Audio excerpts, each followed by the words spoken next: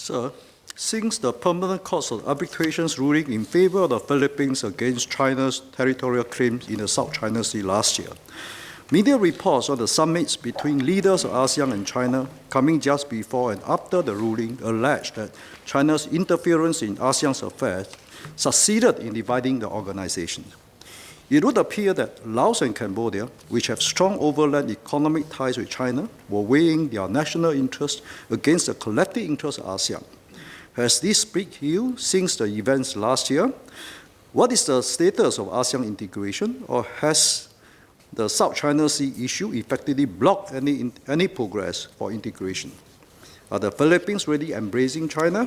If so, what are the implications for ASEAN unity, given the Philippines is the ASEAN chair this year? Sir, it has been said by an expert in the foreign policy field that a divided ASEAN is not in the interest of China. This is not obvious to me as a layperson, as it seems that it is in China's interest to have a divided ASEAN. Historically, great powers will seek to divide and rule and advance their own interests in Southeast Asia. I'm not sure China will be an exception, given its own imperial history. China continues to expand its economic influence in mainland Southeast Asia and even with Malaysia, and will seek leverage with small states such as Brunei and Singapore. We, of course, have our principal foreign policy and will never compromise our independence. However, are we in a position to help unite ASEAN and to block out any divisive forces?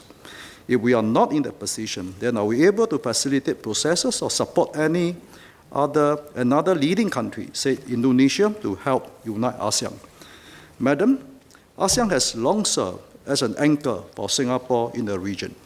If ASEAN is beginning to lose its viability, then what alternatives does Singapore have to try to achieve a semblance of stability in these surrounding waters?